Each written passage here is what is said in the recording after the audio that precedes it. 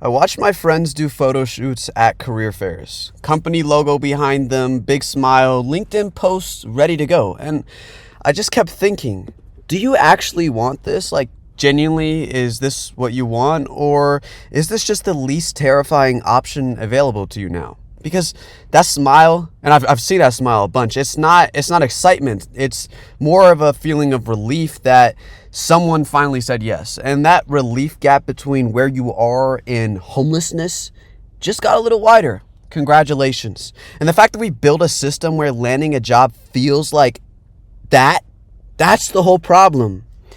And what nobody wants to say out loud about the job market is that most people that end up in a 9-to-5 aren't driven by ambition. They're driven by fear. Student loans, rent, car payments. There is this terror of not being able to cover these essential needs to survival in a country that charges us for everything. Like, we don't even fucking have healthcare.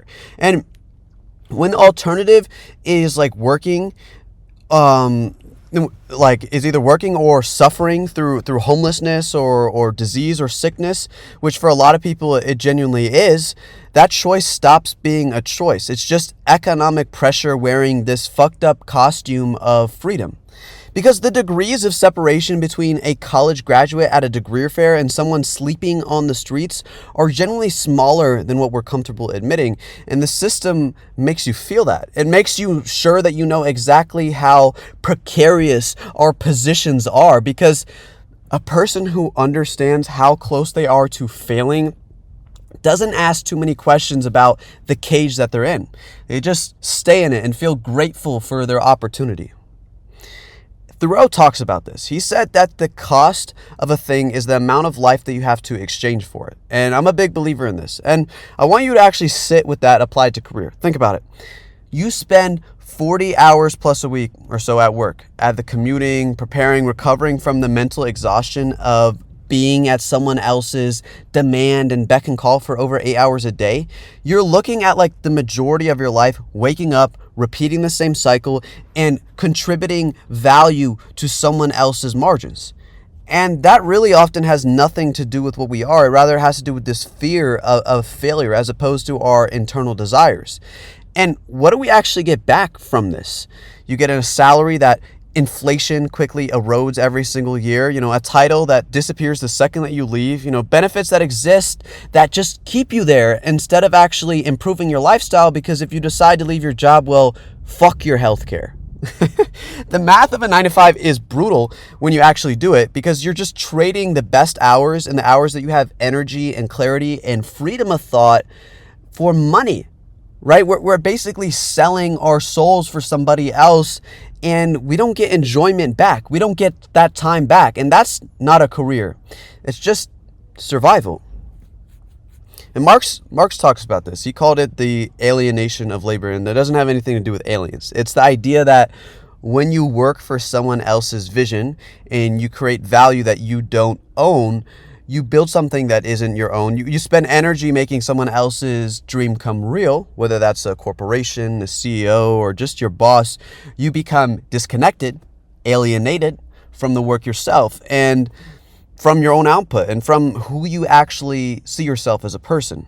And I have a friend who got into a Goldman Sachs internship. Congratulations.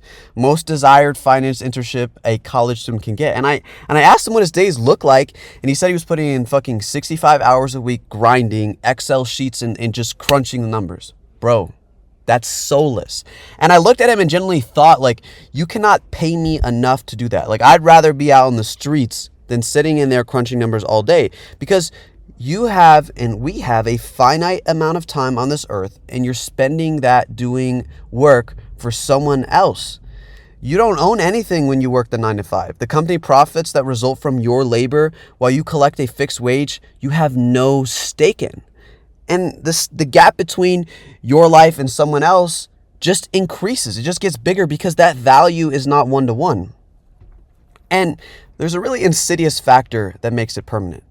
It's the debt. Student loans follow you out of graduation before you've earned a single dollar. You have car payments because you need a car to get a job. And what pays for that car? Your wage. So what goes in your pocket? Nothing.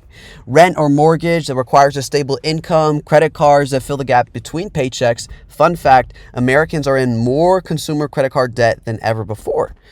All of this stacks up, and once it stacks up high enough, we essentially have built out this cage where it stops becoming a choice, because we're not working to achieve anything anymore. We're just working to balance all these different safety nets and checks and balances to actually be able to like live and not be homeless. But the more that you rely on these mechanisms that are supposed to provide safety, either your job's healthcare or the debt that allowed you to go to school or your credit cards, those are actually just mechanisms to keep you paying. Fun fact, people who have a balance on their credit cards actually have a higher credit score than people who pay off all of their debt at one time.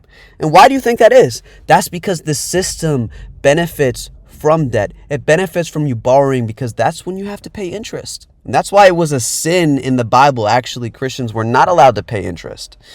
Another thing here is that school is a huge issue.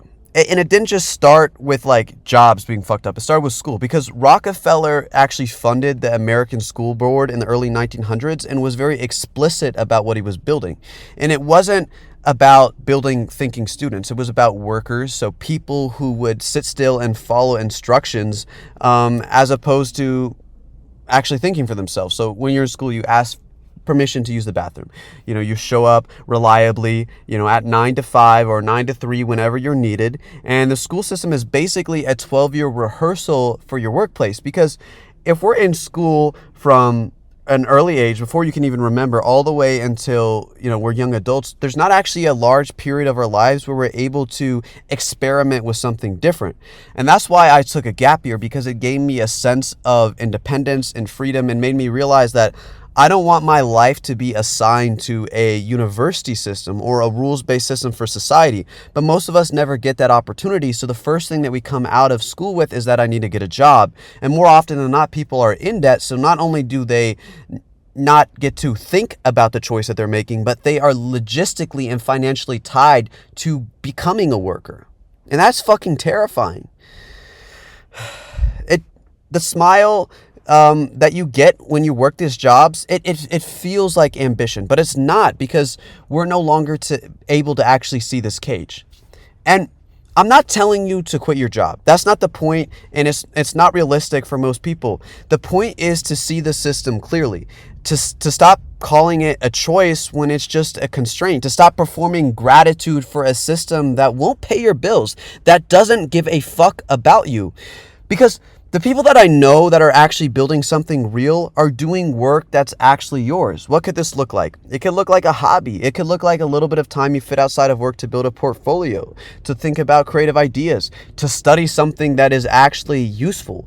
And that is where you start to build ownership. And that's why home ownership is so empowering for so many people. And it's very unfortunate that most people can't own a home, because you go your whole life paying rent to rent, student loan to student loan, and you never own anything. And that's why the 9 to 5 is slavery, because its mechanisms were never meant to get you out of it. And another fun fact is that when America ended slavery, they made not working illegal. And that way they were able to have a controlled and confined labor force, because our system has always run off and benefited from someone else's work.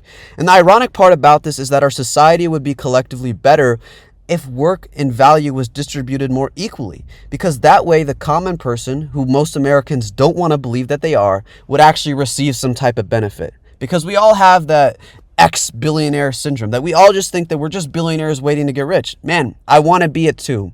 More likely than not, that's not going to happen. So maybe Thoreau was right.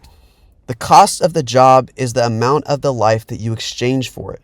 And the question is whether you're getting back what it's worth and what you're giving up. And for most people and most jobs, that answer is no. And it's not just that nobody told them that they were allowed to say it out loud. You can say it, and say it clearly, and share it with your peers, because we don't have to be trapped. But the first step starts with you. Let me know what you think. Is the 9 to 5 slavery? What's fucked up with our job market? Leave a comment below. Peace.